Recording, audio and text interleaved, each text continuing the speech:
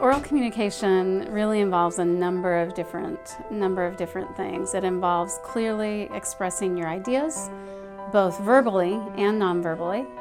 It involves building and evidencing a sound argument, using whatever evidence is necessary to justify a position.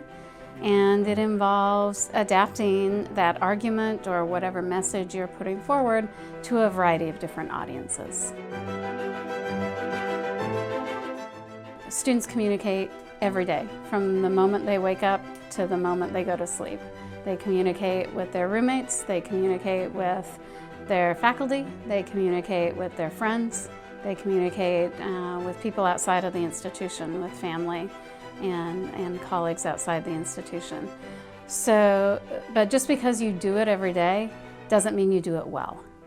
And so one of the key benefits is providing students with an opportunity to gain competency in something that is pervasive in their life, to reflect on it, to practice it, to get feedback on it so that they become better at accomplishing their goals. To be a person who can engage in multiple contexts, you need to know how to communicate. Our world is rapidly changing, rapidly becoming more interdisciplinary, more multimodal, more multi-contextual. In order to navigate those contexts, students have to be able to show a proficiency in oral communication. Very few of our students will graduate, sit in an office or cubby on their own without interacting with other people. That's just not the way the workplace is. That's just not the way our community is. So a well-rounded person really needs to be able to have those communication competencies in order to be a good citizen, in order to be a good professional, in order to be a good person in general.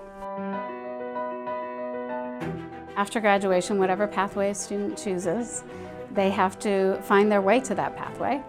So they're going to have to either put a resume out, they're going to have to inquire about opportunities. All those things involve oral communication. It may not be face-to-face, it might be technologically driven or mediated, but still you're using oral communication competencies to find your pathways.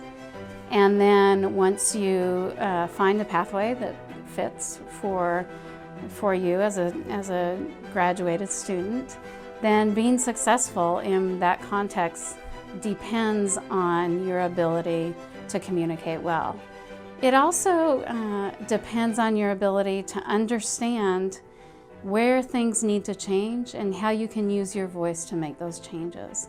So I think not only is communication after graduation a part of the recipe for success, it's part of the recipe for innovation, for change, for action in organizations, in our communities. And students with oral communication competencies can be activists in this way and can create workplaces that are more ethical and communities that are more inclusive. And oral communication provides you with the opportunity and the skills necessary to do that. The stakes here are high, and the opportunities for our students to build their competencies are fabulous here at NC State. And I hope every student leaves here having some experience with more formal communication training, but mostly being reflective about the way in which their communication competencies can build relationships, create communities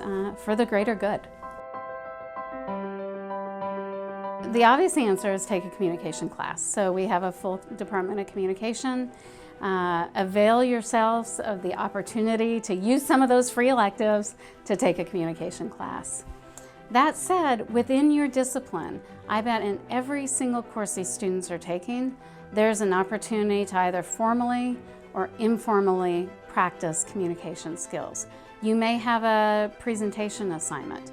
You may have group work. You may have a paper to write.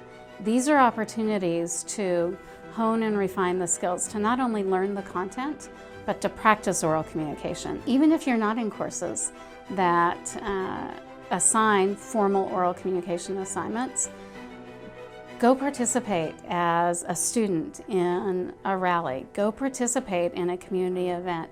Go watch speakers who we bring to campus and start thinking about what makes them effective as a communicator. What do you like? What makes the most sense to you? What can you see yourself doing? What don't you like? Engage in that critical analysis of oral communication skills, both public speaking skills, meeting facilitation skills, small group skills, teamwork skills, all across the board. Be an effective consumer of oral communication and start thinking about what works for you and what doesn't, and then take every opportunity you can to practice.